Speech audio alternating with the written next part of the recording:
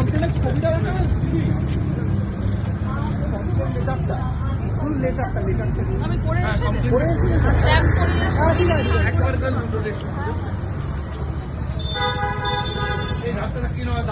ধাক্কা কি করো না পেছন থেকে আমি তো ওর এটাই চাইছে মানে এটাই আমরা অলরেডি এটার এগেইনস্টে লিগাল স্টেপ নিচ্ছি, তো সেটা নিয়ে ওকে এত মাথা না পড়লেও চলবে। ও করুক, তারপর আমাদের এটা হয়ে যাক, ডাইভোর্স হয়ে যাক, তারপর নাচতে নাচতে বিয়ে করুক।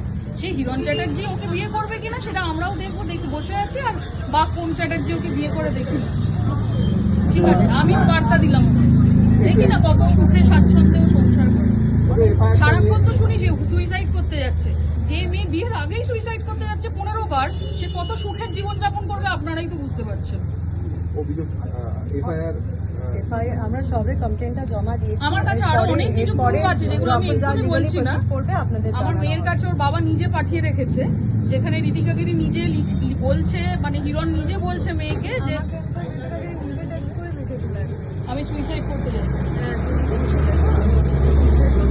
আছে তো স্ক্রিনশটটা? ঋতিকা পাঠিয়েছিল তোমাকে। চলে গেছিল, পালিয়ে গেছিল। মানে খড়গপুর ছেলে পালিয়ে গেছিল যে মেয়েটা থেকে যাতে পালাতে পারে। Accept আর উঠেছে, আমাদের accept তুমি উঠেছো। বলেছিল যে তুমি চলে এসো। আমরা তখন সত্যিকারের বোকার মতন, আমি সত্যি বোকা, ওর ম্যানিপুলেট করতে পারে ভীষণ ভালো। আমরা দুজনে ব্যাংককের টিকিট ছেড়ে আমরা একসাথে ব্যাংকক যাই।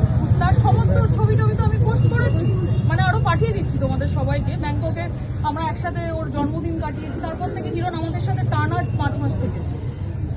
আমি সমস্ত ডিটেল লিখেছি। আমাদের বাড়ি কিনে দিয়েছে, সবচেয়ে বড় কথা। আমাদের 3 জনের নামে ফ্ল্যাটটা তো আর ফেক নয়। নিশ্চয়ই ডাইভোর্স হওয়া কোনো বউয়ের নামে কেউ ফ্ল্যাট কেনে না।